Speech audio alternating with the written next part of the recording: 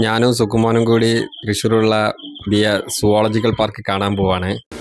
അവന് അമൃത് ഭാരത് എക്സ്പ്രസ് തന്നെ കയറണമെന്ന് ഭയങ്കര വാശി. പക്ഷെ ട്രെയിൻ കയറാൻ വന്നപ്പോൾ മുന്നിലുള്ള സാധാ എൻജിൻ കണ്ടപ്പോൾ അവൻ്റെ മൂടൊക്കെ പോയി. അവൻ ഫോട്ടോയിൽ കണ്ടത് വന്ദേ ഭാരതിൻ്റെ മാതിരത്തെ എൻജിനായിരുന്നു.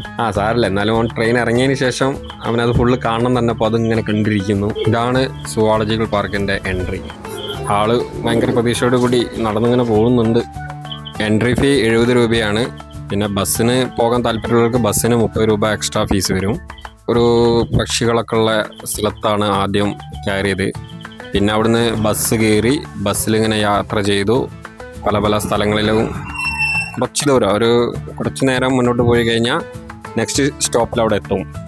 അവിടെയാണ് കടുവ, പുലി ഒക്കെ ഉള്ളത്, കുറച്ച് മൃഗങ്ങളൊക്കെ ഉള്ളത്. ഇപ്പോൾ അവൻ പോകുന്നത് കാട്ടുപോത്തിനെ കാണാനാണ്. കാട്ടുപോത്തിൻ്റെ അടുത്തേക്കാണ് അവൻ പോകുന്നത്.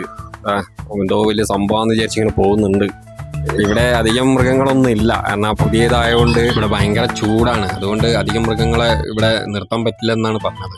കരടി, പാമ്പുകളൊന്നും ഇവിടെ ഇല്ല. അവൻ നടന്ന് ക്ഷീണിച്ചിട്ടോ അവിടെ ഇരിക്കണു പാവം. ഇവിടെ ഇങ്ങനെ പുലിയെയും പിന്നെ ദൂരെ നിന്ന് ഇങ്ങനെ കടുവേനെയും ഒക്കെ കാണാമെന്നല്ലാതെ വേറെ പ്രത്യേകിച്ച് മെച്ചമൊന്നുമില്ല. ഇന്ത്യയിലെ ഏറ്റവും വലിയ പാർക്ക് എന്നാണ് ഇതിനെ വിശേഷിപ്പിക്കുന്നത്. പക്ഷേ പറയത്തക്ക മൃഗങ്ങളൊന്നും ഇപ്പോൾ ഇല്ല. കുറേ ദൂരം നടക്കണം. ഒരു മൃഗത്തെ കണ്ടാൽ അടുത്ത മൃഗത്തിനെ കാണണമെങ്കിൽ ഒരുപാട് നടക്കണം, ക്ഷീണിച്ചു പോകും.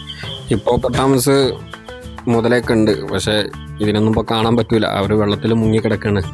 ഇപ്പോൾ എന്തായാലും ആരും ധൃതി പിടിച്ച് അങ്ങോട്ട് പോകണ്ട എന്നാണ് എൻ്റെ അഭിപ്രായം.